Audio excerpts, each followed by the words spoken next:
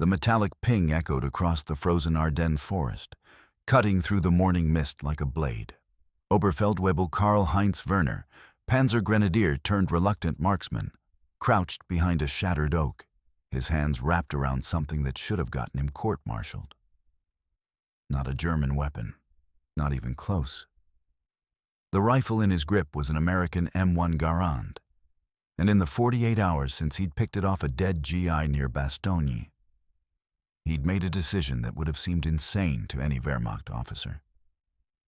He was never going back to his Kar98ks. This is the story of how German snipers discovered America's secret weapon wasn't just good. It was so superior that enemy soldiers risked execution to use it. And what they found would expose a fatal flaw in German military doctrine that had been hiding in plain sight since 1898. Our December 1944. The Battle of the Bulge was tearing through Belgium like a chainsaw through timber. Hitler had thrown everything he had left into one desperate gamble. 3 armies, 29 divisions, 250,000 men, all aimed at splitting the Allied lines and capturing Antwerp. The plan depended on speed, on surprise, on overwhelming the Americans before they could react. For the first 3 days, it worked. German forces punched through the Ardennes, surrounding the 101st Airborne at Bastogne, pushing American units back in disarray. But something unexpected was slowing the advance. Not American tanks. The Germans had anticipated those. Not artillery. They'd planned for that too. It was the rifles. The German army had built its infantry tactics around the Karabiner 98 Kurz, the Kar98ks, a bolt-action rifle that had been in service in various forms since 1898. Accurate, reliable, proven. It could drop a man at 500 meters in the hands of a trained marksman. The Wehrmacht had fought across Poland, France, Russia, and North Africa with this weapon. It had never failed them. But it was slow. 5 rounds in an internal magazine. Work the bolt after every shot. Eject the spent casing, chamber the next round, aim, fire, repeat. A well-trained soldier could manage 15 rounds per minute under ideal conditions. In combat with cold hands and enemy fire incoming, maybe 10. The Americans, meanwhile, were putting out 30. Karl Werner had been a machinist before the war. Volkswagen factory in Wolfsburg, working the assembly lines that were supposed to build people's cars, but instead churned out military vehicles. He understood mechanisms, tolerances, engineering. When his unit was pulled from the Eastern Front and redeployed to the West in late 1944, he'd been designated as one of his company's sharpshooters, not because he was exceptional, but because he was competent and they were desperately short of trained snipers. They'd given him a Kar98ks with a ZF-41 scope, basic, a 1.5x magnification that was barely better than iron sights. German optics technology was superb. Their longer-range scopes were legendary. But those went to dedicated sniper units. Regular infantry sharpshooters like Werner got the standard-issue equipment and were told to make do. On the morning of December 20th, his squad had been tasked with clearing American stragglers from a wooded area east of Bastogne. They'd found them all right. A scattered platoon of the 101st, dug in behind fallen trees and half-frozen creek beds. The firefight lasted 20 minutes. Werner had fired 18 shots. He knew he'd hit at least 3 men. He'd seen them fall. But in the same span, the Americans had put out what sounded like continuous fire. Not machine guns, rifles. Individual soldiers firing so fast it created an overlapping wall of sound. When his squad finally overran the position, Werner counted the American dead. 11 men. He counted their weapons, 11 M1 Garands. He picked one up.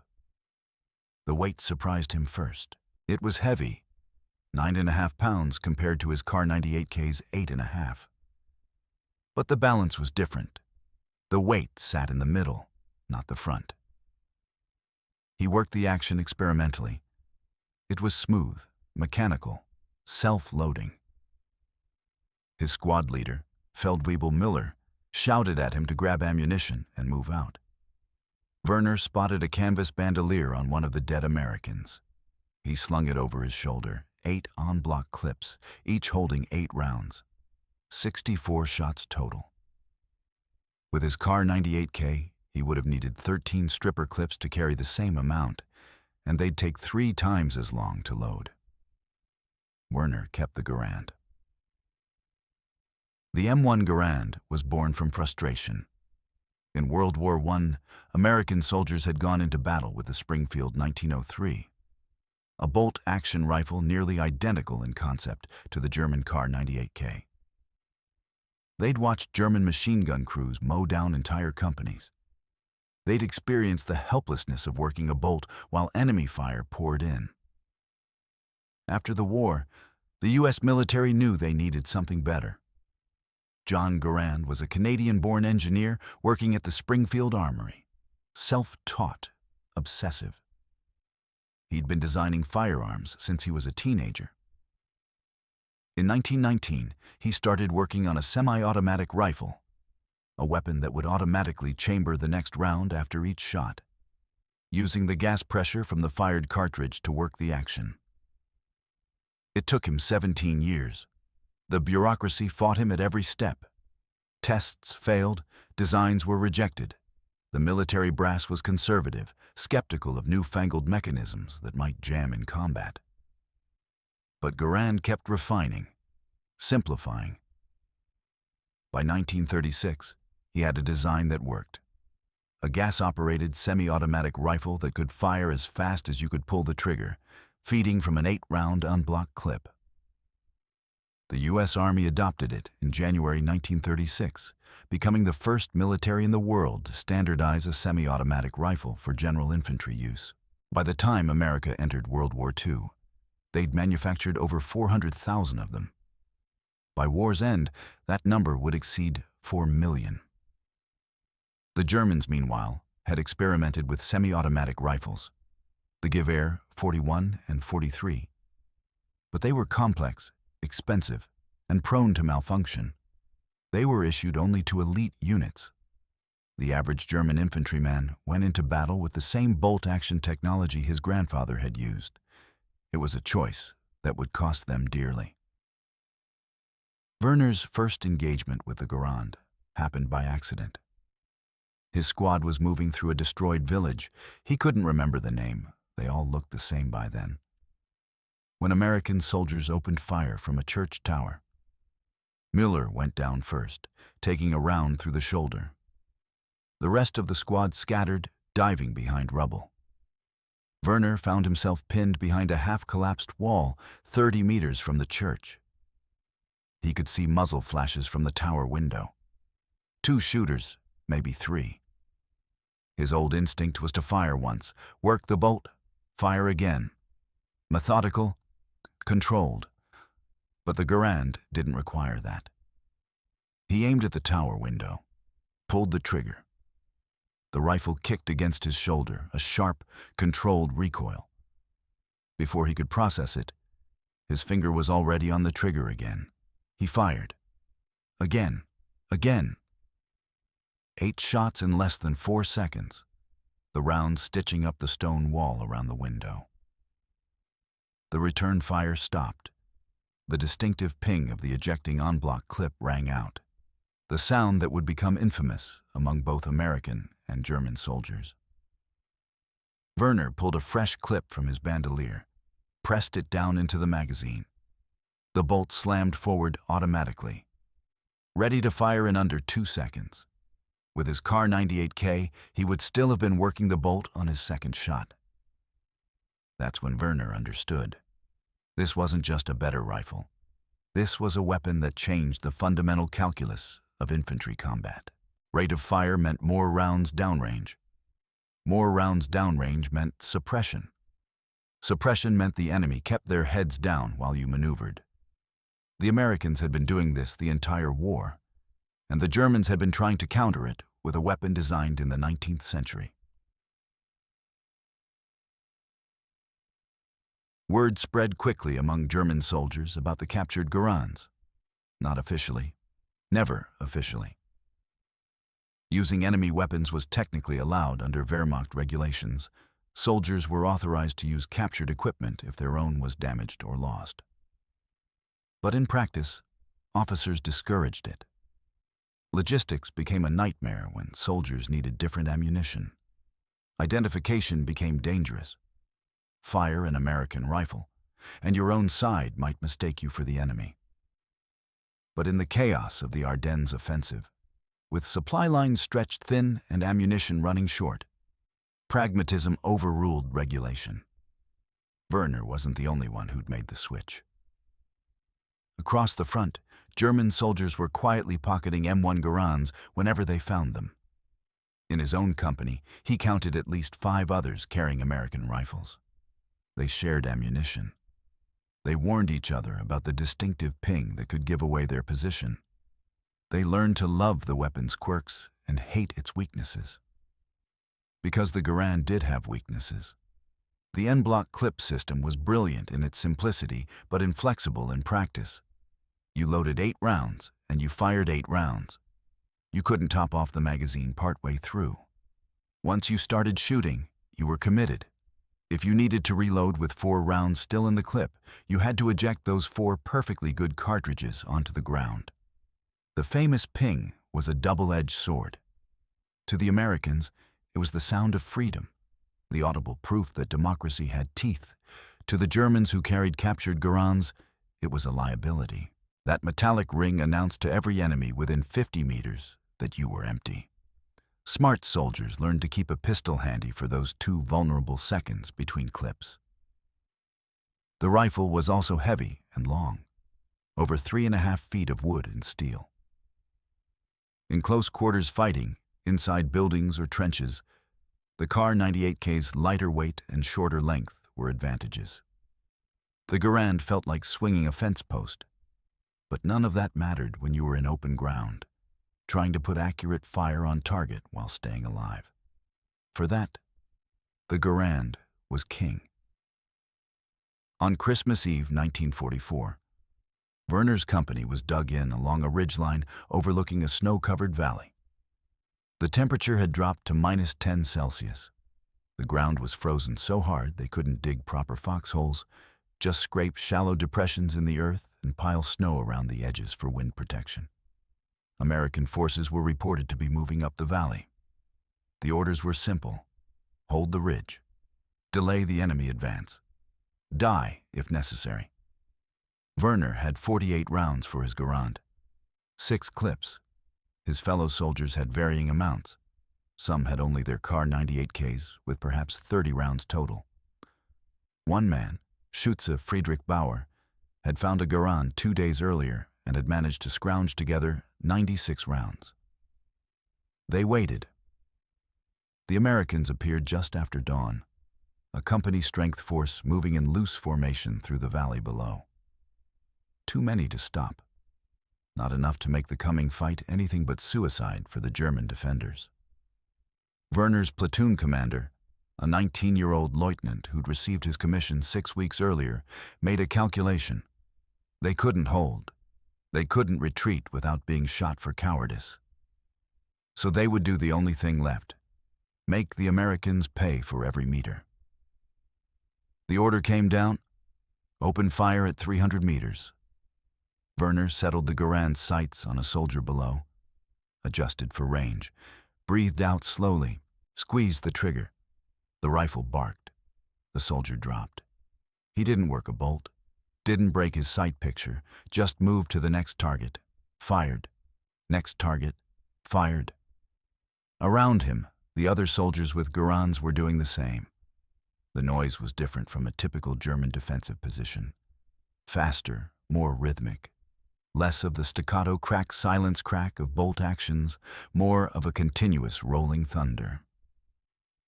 The Americans went to ground immediately, taking cover behind trees and rocks. Return fire started coming up the hill. But the Germans had elevation and prepared positions. For 3 minutes, they poured fire into the valley below at a rate that shouldn't have been possible for a force their size. The Americans retreated, not routed, not panicked, but they pulled back in good order, dragging their wounded, leaving their dead. They'd run into what they thought was a company-strength defensive position, possibly with multiple machine gun nests. They had no way of knowing they'd been fought to a standstill by 24 soldiers, only 7 of whom had semi-automatic rifles. Werner's platoon held that ridge for another 6 hours before withdrawing under cover of darkness. They'd bought time for German forces further back to reposition. They'd accomplished their mission, and Werner had gone through all 48 rounds. With his Kar98ks, he would have fired maybe 20 in the same engagement. The difference wasn't just technical, it was tactical, strategic. The Garand had allowed them to punch far above their weight class. The German military was not blind to the Garand's superiority. Intelligence reports from the Eastern and Western fronts had been documenting the weapon's effectiveness since 1943. Captured specimens were tested at proving grounds. Engineers analyzed the mechanism. Reports were filed. But Germany was losing the war, and losing it badly. The industrial capacity that had allowed America to produce millions of Garands simply didn't exist in the Reich by 1944. German factories were being bombed around the clock. Raw materials were scarce. Skilled workers had been drafted into combat units. The weapons Germany could produce, the MP-40 submachine gun, the MG-42 machine gun, the Panzerfaust anti-tank weapon, were designed for simplicity and mass production, not sophistication. The Gewehr 43 semi-automatic rifle existed, but fewer than 400,000 were ever made. It was reserved for Fallschirmjäger, SS units, and specialized infantry. The average Wehrmacht soldier would fight the entire war with a Kar98ks because that's what the system could supply. This wasn't ignorance. It was mathematics. Germany couldn't win a production war against the United States and Soviet Union combined. So they'd bet on tactical superiority, on better training, on the intangible quality of the German soldier. But when that German soldier was outgunned 3-1 by an American with a Garand, training only went so far. Werner survived the Battle of the Bulge. His Garand didn't. On January 3, 1945, during a fighting retreat through Luxembourg, he took shrapnel from an American artillery shell. A piece of metal the size of a thumbnail punched through the Garand's wooden stock and destroyed the operating rod. The rifle was done. Werner was lucky. The stock had absorbed most of the shrapnel's energy. He walked away with bruises and a profound sense of loss. He was issued a Kar98ks as a replacement. It felt like a betrayal, like being given a Model T after driving a Cadillac. For the next 4 months, as the Reich collapsed around him, Werner fought with that bolt-action rifle. Every time he worked the bolt, he remembered the smooth gas operation of the Garand. Every time he fumbled with a stripper clip, he remembered the satisfying click of an N-block clip locking into place. Every time he was pinned down by American fire, unable to return effective suppression, he remembered those 3 minutes on Christmas Eve when 7 Garands had sounded like a company. He surrendered to American forces on April 30th, 1945, near the Elbe River. The Americans who processed him were professional, efficient, and armed with M1 Garands. Werner asked one of the soldiers if he could hold the rifle. Just for a moment. The American, probably thinking this German was crazy, handed it over under supervision. Werner worked the action, felt the weight, handed it back with a nod. "Beste Gewehr des Krieges," he said in broken English. Best rifle of the war. The American didn't disagree. After the war, captured German documents and interviews with prisoners revealed the extent of M1 Garand adoption among Wehrmacht troops. Estimates vary. But historians believe that by early 1945, as many as 10–15% of German soldiers in some Western Front units were carrying captured American weapons, primarily the M1 Garand and M1 carbine. This wasn't a few isolated cases. This was a systemic pattern. Enemy soldiers, trained their entire military careers on bolt-action rifles, were voluntarily switching to captured American weapons despite the risks, despite the ammunition problems, despite potentially being shot by their own side. That's not just preference. That's desperation. It revealed a fundamental truth about infantry combat in World War II. The Germans had brought a 19th century weapon to a 20th century war. The Kar98ks was beautifully made, accurate, and reliable. But it couldn't match the sustained firepower of semi-automatic rifles. German infantry doctrine had relied on machine guns to provide that firepower, while riflemen provided precision. But when every American rifleman could put out fire like a light machine gun, that doctrine fell apart. General George S. Patton called the M1 Garand the greatest battle implement ever devised. He wasn't exaggerating. The rifle gave American infantry a firepower advantage that German soldiers recognized immediately and tried desperately to capture for themselves. The story of German soldiers using M1 Garands isn't just about one weapon being better than another. It's about how technology shapes tactics, how industrial capacity determines strategy, and how even the best trained soldiers in the world can't overcome being systematically outgunned. The Germans didn't lose World War II because their soldiers weren't brave or skilled or determined. They lost because America could produce 4 million M1 Garands, while Germany struggled to make 400,000 semi-automatic rifles. They lost because American factories could churn out weapons, while German factories burned. And in the frozen forests of Belgium, on Christmas Eve 1944, a handful of German soldiers with captured American rifles held off a force 10 times their size. Not through superhuman courage or tactical genius, but because they'd finally gotten their hands on a weapon that let them fight on equal terms. That metallic ping echoing through the Ardennes wasn't just the sound of an empty clip. It was the sound of industrial warfare, of American production capacity, of a new era in military technology. It was the sound of the future. And the Germans who heard it knew, even then, that the past, their past, built on bolt-action rifles and blitzkrieg tactics, was already over.